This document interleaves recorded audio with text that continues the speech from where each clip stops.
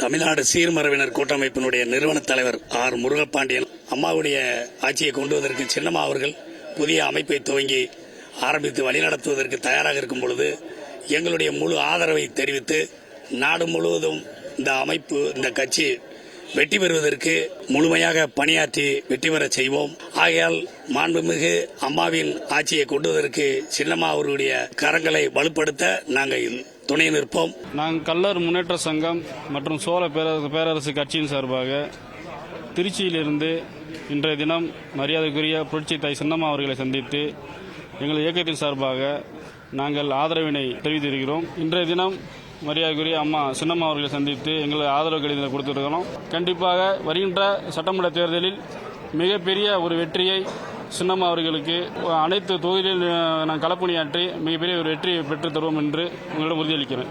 என் பேர் திலகவதி. நான் தேசிய உழைப்பாளர் முன்னேற்ற கழகம் பொதுச் செயலாளராக இருக்கேன். அம்மா கிட்ட எங்களோட ஆதரவை தெரிவிக்கிறதுக்காக வந்திருக்கோம். எங்கள் கட்சி மூலயமா அவங்களுக்கு அம்மாவுடைய வெற்றிக்கு நாங்கள் அயராது பாடுபடுவோம்னு சொல்லி அவங்கக்கிட்ட எங்களுடைய ஒத்துழைப்பை தெரியப்படுத்துறதுக்காக நாங்கள் இங்கே வந்திருக்கோம்.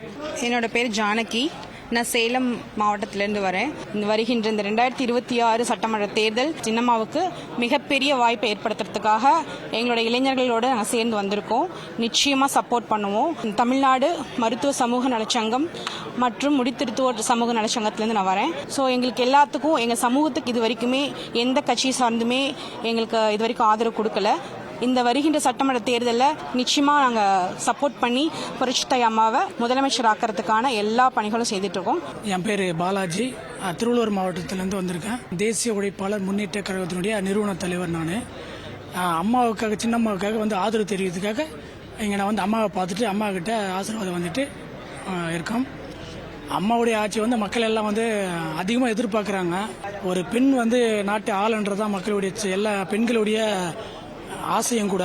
அம்மாவுக்காக அயராத உழைத்து நாங்கள் பாடுபட்டு அம்மா வெற்றி பெற நாங்கள் ஒரு உறுதுணையாக இருப்போன்றதை நான் இந்த தருணத்தில் நான் தெரிவித்துக் கொள்கிறேன்.